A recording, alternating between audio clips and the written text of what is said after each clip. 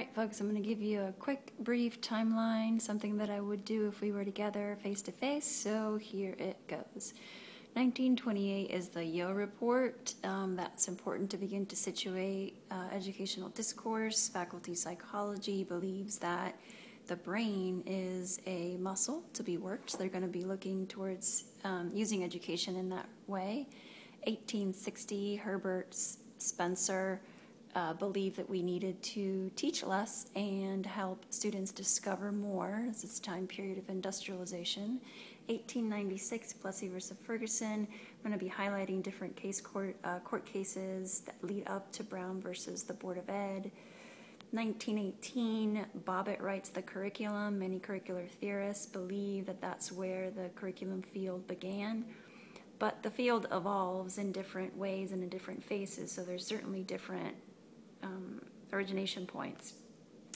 Bobbitt was the student of Frederick Taylor, so that's important to contextualize given his emphasis on time over task and sort of using the factory as a model. Some of you that have taken other courses with me, the history and the curriculum, will find this a good review. 1920, the automobile changes school districting. 1930s, the Great Depression. 1936, another court case, Murray versus Maryland. 1938, Gaines versus Canada. The Great Depression obviously ushers into the World Wars. The Cold War, 1950s, 1954, Brown versus Board of Ed. Then there's the launch of Sputnik in 1957.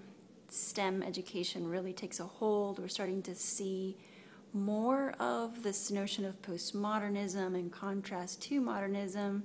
We have the 1960s, civil rights, open education, following progressive education from the 1900s to the mid-1950s, 60s.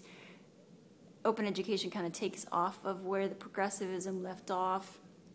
1970s reconceptualization. The field of curriculum is reconceptualized after Schwab considers it dead.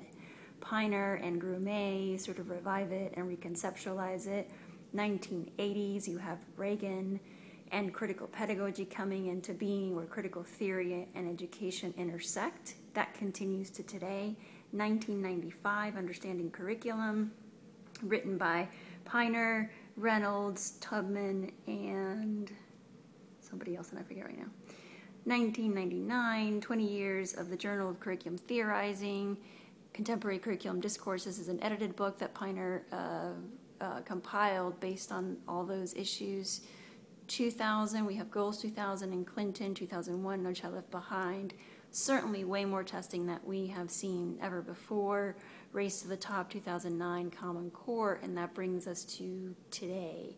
So in looking at this timeline, you see it almost folds on itself from the industrialization and the focus before on the factory model to today's testing above all else.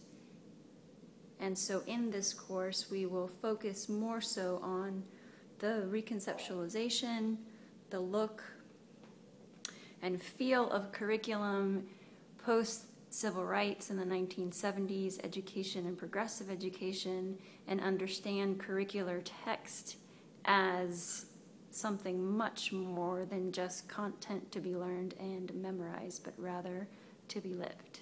All right, folks. See you online.